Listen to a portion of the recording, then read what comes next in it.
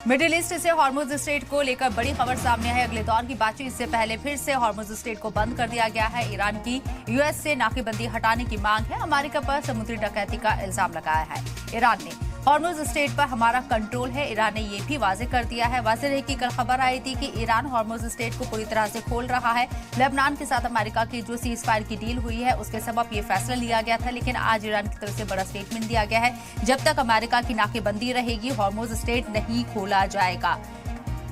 पिछले कुछ घंटों में इतने ज्यादा बयान सामने आ रहे हैं जो कॉन्फ्लिक्ट यहां पर क्रिएट कर रही हैं कि आखिर में सच्चाई क्या है और क्या हॉर्मुज वाकई में खुला हुआ है या बंद हो चुका है।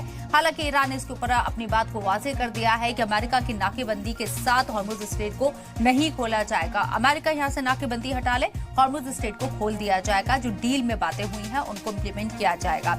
ईरान के जरिए बार बार ये बताने की कोशिश की गई है कि अगर आप बातचीत की टेबल पर आना चाहते हैं, जो कि एक संभावित बातचीत की यहाँ पेशकश की गई है कि अगले हफ्ते बातचीत हो सकती है, लेकिन उससे पहले जो एक टकराव है, जो एक प्रेशर है, वो साफ तौर पर नजर आ रहा है, चाहे बात अमेरिका की हो या फिर ईरान की तरफ से हो।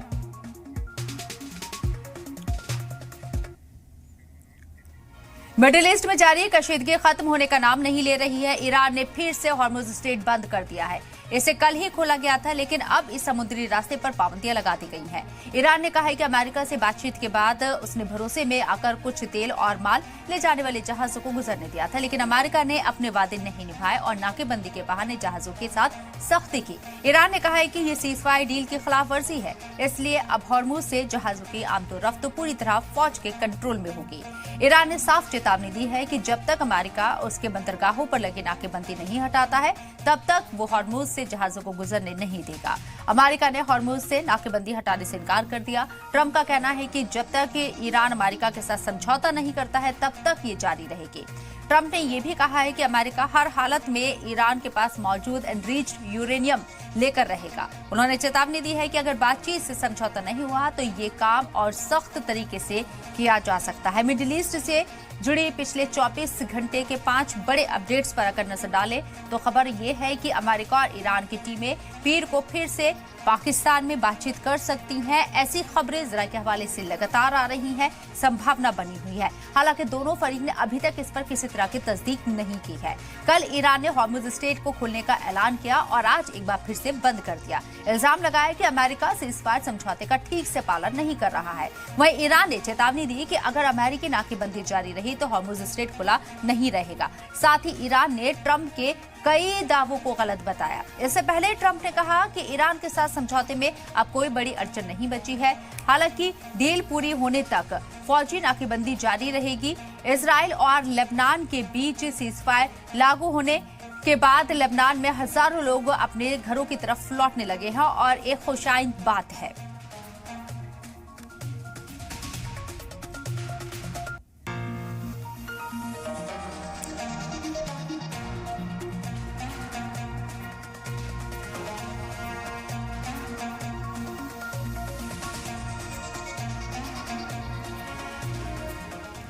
और इस मौजू पर बात करने के लिए जो खास मेहमान हमारे साथ चर्चा में शामिल हो रहे हैं उनका तारुफ आपसे कराना चाहेंगे। हमारे साथ major general doctor Rajan Kochhar साहब डिफेंस एंड स्ट्रेटेजिक एक्सपर्ट हैं और इसके साथ ही doctor Mohammad Ajmal middle east expert हमारे साथ मौजूद है। आप दोनों का इस्तकबाल है सलाम टीवी में। सबसे पहले major general doctor Rajan Kochhar साहब आपके पास मैं आना चाहूंगी। बड़ा ही कंफ्यूजन है। 24 घंटे पहले बयान आता है हॉर्मुज स्ट्रेट को खोल दिया गया है, अब बयान आता है ईरान की तरफ से कि जब तक अमेरिका की नाकेबंदी नहीं हटेगी हॉर्मुज स्ट्रेट को नहीं खोला जाएगा। कहां कौन विलेन बन रहा है, कहां अड़चने आ रही हैं, कैसे आप देखते हैं और इन दोनों बयानों में क्या आप कंट्रोवर्सी देखते हैं? धन्यवाद शबनम जी, आपने इनवाइट किया मुझे। बहुत एक इम्पोर्टेंट मुद्दा आप लेके आए हैं बिकॉज कल एक बहुत अच्छी खबर आ रही थी कि ये सीज फायर आगे बढ़ रहा है, पर आज वो उसी का एक झटका हुआ है। प्रेसिडेंट डोनाल्ड ट्रंप अपनी क्रेडिबिलिटी खो रहे हैं दिन पे दिन, और जो स्टेटमेंट्स आ रही है, अगर आप इसको एनालाइज करें डोनाल्ड ट्रंप की स्टेटमेंट्स को इस लड़ाई में पिछले 45-47 दिन जो हुई है, ये चल रही है जंग, उसमें डोनाल्ड ट्रंप कभी भी एक कंसिस्टेंसी के साथ स्टेटमेंट नहीं दे, और बार बार हमने देखा है कि उनकी स्टेटमेंट बदलती है। और एक स्ट्रेटेजिक एम्बिग्युइटी के दायरे में लेके जाते हैं लोगों को, और इसको पता नहीं चलता है कि ट्रम्प के माइंड में क्या है, वो किस तरीके से या जंग को रोकना चाहते हैं या जंग को जारी करना चाहते हैं। ये एक क्लैरिटी से हमको समझ नहीं आ रहा है, और ये आई थिंक एक सोची समझी रणनीति है प्रेसिडेंट ट्रम्प की कि सबको कंफ्यूजन में रखे, किसी को पता नहीं होना चाहिए हम क्या करने वाले हैं नेक्स्ट में। बिकॉज ये एक सुनजू थे, एक बहुत फिलोसफर थे जो इस मिलिट्री स्ट्रेटजी के माहिर माने जाते हैं। वो भी आर्ट ऑफ वॉरफेयर में सरप्राइज और डिसेप्शन का बहुत बड़ा रोल सामने अपना देखते थे। वही उसी टाइप का मैं देख रहा हूँ डोनाल्ड ट्रम्प को। बट यहाँ पे जो बात है ना, ये जो सिचुएशन है उसके ऊपर अगर हम इसको लगाने की कोशिश करें तो ये उसको नुकसान करने वाली सिचुएशन है, क्योंकि जब आप एक एग्रीमेंट की तरफ जा रहे हैं तो आपको एक एटमॉस्फेयर ऑफ ट्रस्ट, भरोसे का एटमॉस्फेयर आपको सामने लेके आना चाहिए, तभी बातचीत आगे बढ़ सकती है। क्योंकि एक ट्रस्ट डेफिसिट है, हमने देखा कि इसको ईरान और अमेरिका के बीच में, और ये 2 बार जब इस बातचीत के बीच में ही अमेरिका ने हमला किया, तो एक ट्रस्ट डेफिसिट अभी इसको नजर आ रहा है। और सेम चीज अभी हम दोबारा देख रहे हैं कि आप एक तरफ अनाउंस करते हैं कि ये समझौता हो रहा है। लेबनान की बात, इसको डोनाल्ड ट्रम्प ने एक अनाउंसमेंट की है कि लेबनान से लोग अभी शांति है, वहां पे लोग वापस जा रहे हैं। बिल्कुल गलत है स्टेप, बिकॉज जो ग्राउंड रिपोर्ट लेबनान से आ रही है वहां पे सीज फायर का उल्लंघन हो रहा है, और इसको इजराइल की तरफ से, इजराइल अभी भी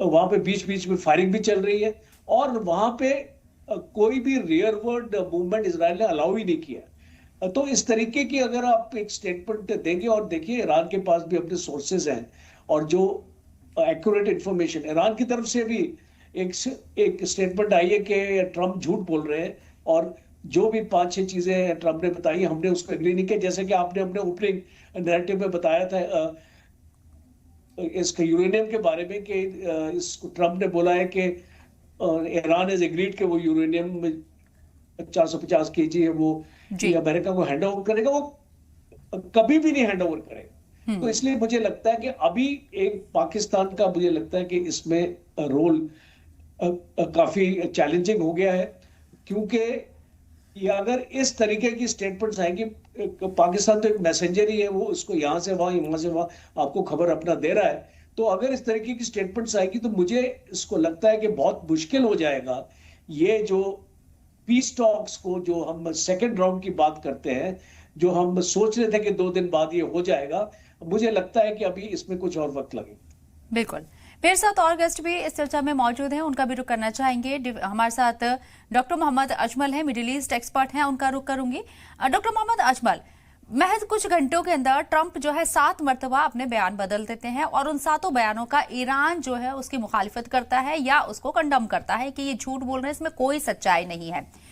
अगले हफ्ते बुध से पहले संभावित बातचीत हो सकती है, हालांकि तस्दीक दोनों की तरफ से नहीं की गई है।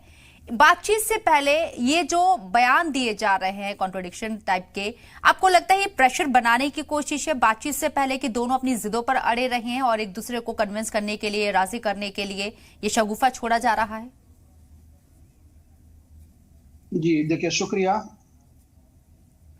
देखिए, डोनाल्ड ट्रंप का अब इस जंग में 28 फरवरी से अब तक अगर आप देखिएगा तो इनकी बातों में, इनके बयानात में तजादात ही तजादात है, कॉन्ट्रडिक्शन से कॉन्ट्रडिक्शन से। कभी कुछ कहते हैं, कभी कुछ कहते हैं। यही वजह है कि उसको पूरी दुनिया के लीडर्स ने भी, और इस तरीके से अमेरिका के अंदर भी, उनको कभी कहते हैं कि इनको माली खोलिया की बीमारी हो गई है, इनका जो है दिमागी तवाजुन खो गया है। और यही वजह है कि देखिए, कभी उसने फ्रांस के प्रेसिडेंट को कुछ बोल दिया उनके वाइफ के ताल्लुक से, और जॉर्जिया मेलोनी इटली के प्राइम मिनिस्टर को कुछ ऐसे बोल दिया। भाई, इतने वर्ल्ड लीडर्स के इस तरह थोड़े बोला जाता है। एक बड़े, इतने बड़े कंट्री के आप प्रेसिडेंट हैं, और एक सोवरेन कंट्री के, इतने यूरोपियन जो कंट्रीज हैं, फ्रांस और इटली और अहम यूरोपियन यूनियन के अहम मेंबरान हैं, इनको अगर आप इस तरीके से वर्ल्ड प्लेटफॉर्म पे बदनाम करेंगे, उनकी तौहीन करेंगे, तो यह एक अमेरिका जैसे मुल्क के प्रेसिडेंट के लिए शोभा देता नहीं है। ये उनके सारे ये बयानात, इन बयानात को देख करके अगर आप इसका मुआवजा करेंगे ईरानी लीडरशिप के साथ, तो आप देखिए कि शुरू से लेकर के अब तक जो है डोनाल्ड ट्रंप झूठ ही बोलते आए हैं। अभी कहते हैं कि डील हो चुकी है, हम जंग जीत चुके हैं, हम अब जंग को खत्म करने के में अब बस 2 ही दिन बाकी है, इस तरह की बातें हैं।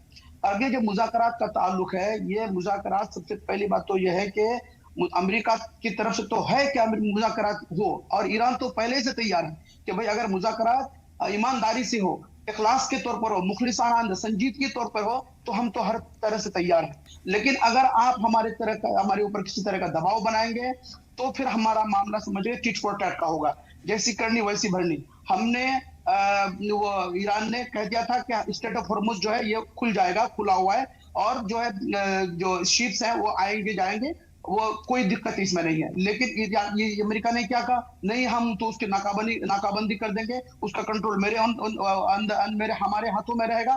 तो ईरान ने भी कह दिया कि फिर तो यह है कि हमको मजबूरन ईरान का जो आमदोरफ्त है शिप का, उसको हमारे अपने कंट्रोल में रहना पड़ेगा। हमारा IRGC और जो ये अपना जो फौज है, ईरानी फौज, उनके हाथ में जाएगा।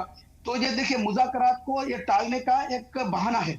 एक तो आप कहते हैं कि अब मंडे को मुज़ाकरात स्टार्ट होने हैं, और अभी बोल रहे हैं कि हम उसको नाकाबंदी कर देंगे।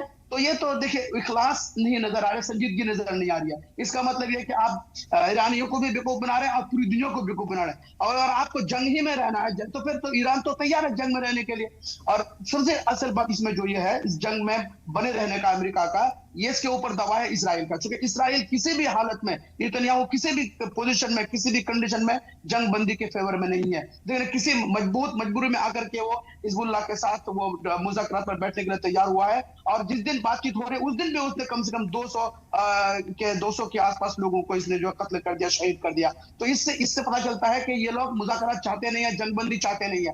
अब उसके बावजूद भी अगर आप जंगबंदी के लिए आमादा है, पूरी दुनिया की लीडरशिप चाहती है, चाइना चाहता है, पाकिस्तान बीच में है, तुर्की भी है, मिस्र भी है, सब कुछ सामने है।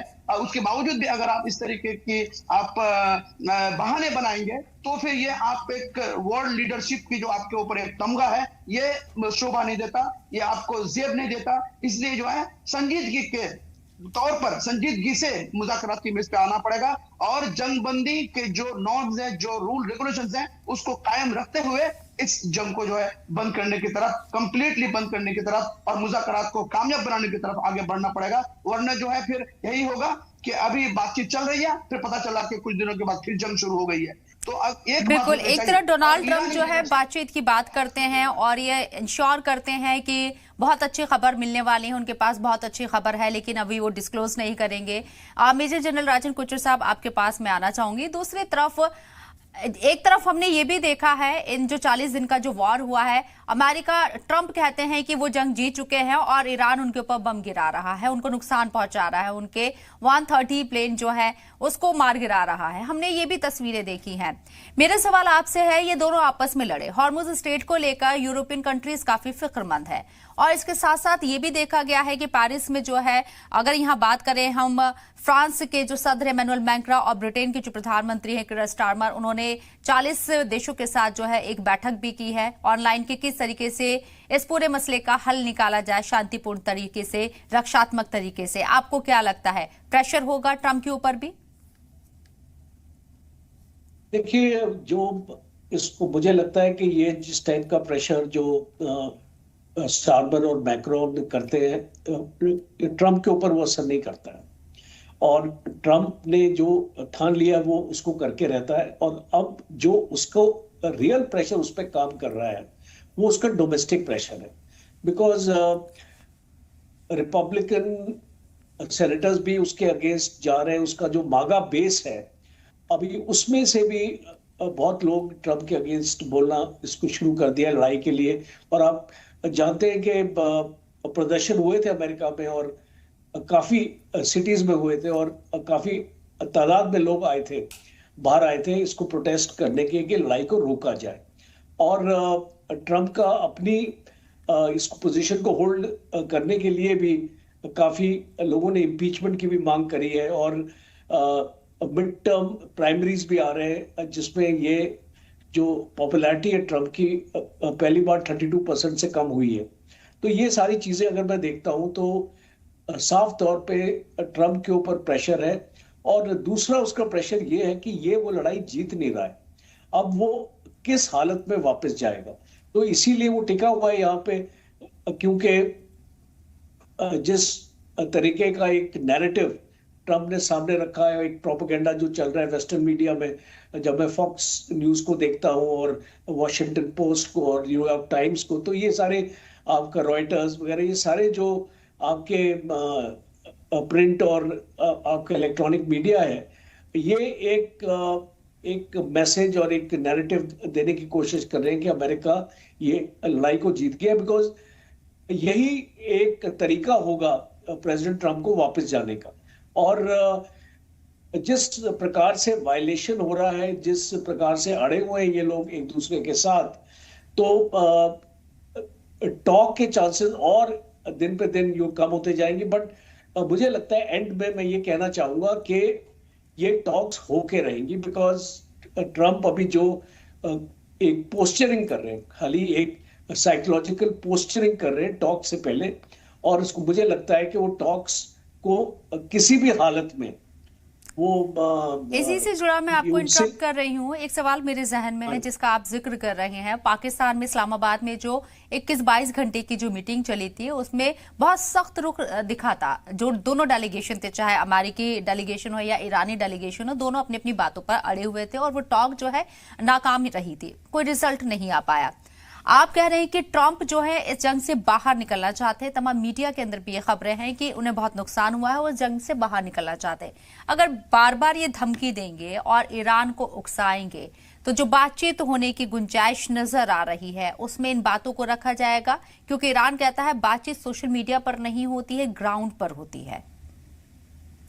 देखिए, सोशल मीडिया पे मैं मानता हूं ईरान जो अपनी स्टेटमेंट दे रहा है कि सोशल मीडिया पे नहीं होती, बट वो एक ट्रम्प का तरीका है उसका काम करने का, और वो अपना तरीका या अपनी स्ट्रैटेजी या जिस तरीके की माइंड गेम्स वो खेलते हैं वो रुकने वाली नहीं है। हमने पहले भी देखा था, ट्रम्प ने वेनेजुएला के टाइम भी इस टाइम पे किया था, पाकिस्तान इंडिया की भी जब हुई थी तो ट्रम्प की स्टेटमेंट्स लगातार आ रही थी रोज। तो ये मुझे लगता है कि ये ट्रम्प अपना सोशल मीडिया पे तो रोज अपना जाएंगे, अपना ट्वीट करेंगे और आप उसको रोक नहीं पाएंगे। और इसको ईरान भी अभी देखिए काउंटर करने की कोशिश कर रहा है। जो अमेरिका बोलता है ईरान उसको काउंटर करता है। ऑब्वियसली उसको काउंटर करना पड़ेगा, बिकॉज वो एक वन साइडेड नैरेटिव को आगे नहीं बढ़ने देगा। तो इसलिए मुझे लगता है कि ये जो सारी जो चीजें हो रही है इनका टॉक्स के ऊपर कोई फर्क नहीं पड़ने वाला। और आपने जो 21 घंटे की बात करी वो एक डिजाइन था कि एक तरीका था कि भाई हम फर्स्ट राउंड में तो ना तो ईरान तैयार था इसको एक्सेप्ट करने के लिए, ना तो अमेरिका। तो फर्स्ट राउंड से हमको ज्यादा उम्मीदें भी नहीं रखनी चाहिए, बिकॉज ये मसले जो है ये इतने आसान नहीं है इसको सॉल्व करना। इनके कई सालों से चल रहे मसले, कई डिकेड से चल रहे मसले। तो मुझे लगता है कि इसको हमको थोड़ा टाइम देना पड़ेगा, थोड़ी हमको पेशेंस रखनी पड़ेगी, अमेरिका को भी पेशेंस रखनी पड़ेगी। जो मुझे लगा कि जेडी वैंस के पास ज्यादा पेशेंस नहीं थी और वो ज्यादा देर इस्लामाबाद में रुकना भी नहीं चाहते थे, बिकॉज अमेरिकन इंटेलिजेंस कुछ उनको खबर देती रहती है, तो वो उनकी सिक्योरिटी के लिए भी नहीं अच्छा था कि वो ज्यादा देर इस्लामाबाद में रुके। तो वो चाहते थे क्विक रिजल्ट्स, और वो यो अपने टर्म्स एंड कंडीशन में इसको रिजल्ट चाहते थे, वो उनको मिलने वाला नहीं था। तो मैं मानता हूं कि ये एक डिजाइन था इसको पहले टॉक्स का जो अमेरिका ने अपने जो सामने रखा। और लास्ट पॉइंट ये है कि ये अमेरिका लेबनान में इजराइल को भी थोड़ा टाइम देना चाहता है, बिकॉज अभी 10 दिन के लिए सीज फायर उसने रुकवा तो दिया, बट बीच में अमेरिका ने ये इजराइल को 10 दिन का एक विंडो ऑलरेडी दे रखी थी, और जिस 10 दिन में ये इजराइल ने काफी तबाही की है वहां पे हिजबुल्लाह के ठिकानों के एक्सेट्रा। तो मुझे लगता है कि टॉक्स होती रहेंगी और ये ठीक है सर, नेक्स्ट राउंड की तरफ जाएगी। डॉक्टर मोहम्मद अजमल, आपके पास आना चाहूंगी। माजी की 10 शर्तें जो सीज फायर के लिए आधार बनाई गई थी, उसके बिहाफ पर सीज फायर हुआ और इस्लामाबाद में भी उन 10 शर्तों के ऊपर ही बातचीत हुई, जिसमें से एक बेहद ही महत्वपूर्ण शर्त एनरिच्ड यूरेनियम। एनरिच्ड यूरेनियम को लेकर ट्रंप दावा कर रहे हैं कि ईरान मान गया है, हमें देने के लिए तैयार है। ईरान कहता है किसी कीमत पर नहीं देंगे, वो ईरान की जमीन पर है और पाक जमीन का एक हिस्सा है, वो हरगिज नहीं देंगे। आने वाले वक्त में जो टॉक होगी, ये एक बड़ी मांग, बड़ा पेच फंसा सकती है। बिल्कुल, देखिए ईरानी लीडरशिप ने मुकम्मल तौर पर कैटेगोरिकली बिल्कुल इसको रिजेक्ट कर दिया है कि ये यूरेनियम एनरिचमेंट के ताल्लुक से जो उनका जो बेसिक नीड्स के लिए जो उनका वो तो बिल्कुल खत्म होने वाला नहीं है और जितनी उनको जरूरत वो तो करेंगे ही करेंगे। उसके बाद उन्होंने ये भी कहा है कि ये यूरेनियम एनरिचमेंट के बारे में जो ये बातचीत चल रही है कि हम रूस को देने के लिए तैयार हो गए, ये बिल्कुल बेबुनियाद बात है। जैसा कि इस बात को डोनाल्ड ट्रंप ने उड़ाया है मीडिया में और इस इंटरनेशनल फोरम पे, तो ये बिल्कुल गलत बात है और ईरान ने इसको कैटेगोरिकली बिल्कुल रिजेक्ट कर दिया है कि ऐसा कुछ नहीं है, ऐसा कोई होने भी नहीं जा रहा है, ये हमारा बुनियादी हक है, हम उसको हम करेंगे। उसके अलावा जो बातें हैं और ये मुज़ाकरात के ताल्लुक से और सीज फायर के ताल्लुक से वो टेबल के ऊपर है, हम उस पर संजीदगी से बात करना चाहते हैं और उस पर बात करने के लिए ये जो अभी 2 हफ्ते का हुआ था वो अब खत्म हो रहा है और मंडे से फिर ये बातचीत तो रिज्यूम होनी है, मुज़ाकरात रिज्यूम होने हैं, तो इसमें फिर भी बातचीत होगी। लेकिन बात वहीं पे आकर के टिकेगी कि कितना इनके अंदर कितनी संजीदगी पाई जाती है, क्योंकि पिछली मर्तबा उन्होंने जो है बहुत उमूर पर बहुत सारे पॉइंट्स पर बातचीत हो चुकी थी और दोनों तरफ से रजामंदी भी हो गई थी, लेकिन यूरेनियम वाले इशू पे ही न्यूक्लियर जो डेवलपमेंट है, न्यूक्लियर पावर का जो डेवलपमेंट है, उसी पर आकर के बात रुकी थी। हालांकि इंपॉर्टेंट वो नहीं था, इंपॉर्टेंट ये था कि स्ट्रेट ऑफ हॉर्मुज को किसके कंट्रोल में रहेगा और खुला जाना चाहिए कि नहीं जाना चाहिए, तो इस पर बात होनी चाहिए थी। लेकिन इसको नहीं करके वो जेडी वेंस जो वो बीच में ही उठ करके वो चले गए अमेरिका, और मुझे तो लग रहा है कि वो भी जैसे अभी मीडिया वाले भी बताते हैं मुख्तलिफ तरीके से तौर जानिब से ये आवाजें आ रही है कि उनके ऊपर दबाव था और हो सकता है कि वो नेतन्याहू ने बीच में उसको कहीं से वो एक स्टेटमेंट जारी किया हो कि ये मुज़ाकरात आगे नहीं बढ़ने चाहिए, उसको वापस आना चाहिए। यही सब चीजें, ये दबाव जो है ये इस्राइल की तरफ से, नेतन्याहू की तरफ से वो सब आया था और जिसकी वजह से ये मुज़ाकरात बीच में उनको छोड़ के जाना पड़ा, जेडी वांस को और पूरी टीम को। अब जब दोबारा ये रिज्यूम बातचीत हो रही है तो अब हमें भी वही संजीदगी हमको देखनी पड़ेगी। हम जहां तक देख रहे हैं ईरानी पार्टी को, ईरानी जानिब को, तो ईरान का जो ये है कि जो मुज़ाकरातकार हैं कालीबाफ और अराकजी और जो उनकी जो पूरी टीम है, ये मुकम्मल मुखलिस और संजीदा हैं और ये चाहते हैं कि बात बिल्कुल मुकम्मल तौर पर कामयाब हो और जो सीज फायर के जो नॉन ऑन रोल रेगुलेशंस हैं वो उसके ऊपर कायम और दायम रह करके इसको आगे बढ़ाया जाना चाहिए। और स्टेट ऑफ हॉर्मुज का जहां तक ताल्लुक है, ईरान ने कैटेगोरिकली कह दिया है कि इस पर कंट्रोल हमारा होगा, इस पर किसी तरह की कोई नाकाबंदी नहीं होगी और सारे दुनिया की जो ट्रैफिक है, शिपमेंट्स है, वो सब आना जाना करेंगे, इससे कोई दिक्कत नहीं है। लेकिन इसका वो हमारे ही उसकी कंट्रोल पर होगा और अगर ऐसा नहीं हुआ तो फिर हम उसको ब्लॉक कर देंगे और किसी जो अमेरिका जो ब्लॉक करना चाहता है इसको हम अलाउ नहीं करेंगे बिल्कुल भी किसी भी कीमत पर। तो ये कंट्रोल हमारे ऊपर रहेगा हॉर्मुज का और हम बातचीत के लिए किसी भी हालत में किसी भी हद तक हम बिल्कुल। बड़ी मायूसी के साथ ये बताना पड़ रहा है कि जहां एक तरफ कल एक खुश आइंद खबर आई थी कि हॉर्मुज स्ट्रेट खोल दिया गया है ईरान के जरिए, लेकिन आज उसे एक बार फिर से बंद कर दिया गया है और रीजन यहाँ पर अमेरिका की खिलाफ वर्जी बताया गया है। बहुत बहुत शुक्रिया आप खास मेहमानों का हमारे साथ जुड़ने के लिए, अपना कीमती वक्त देने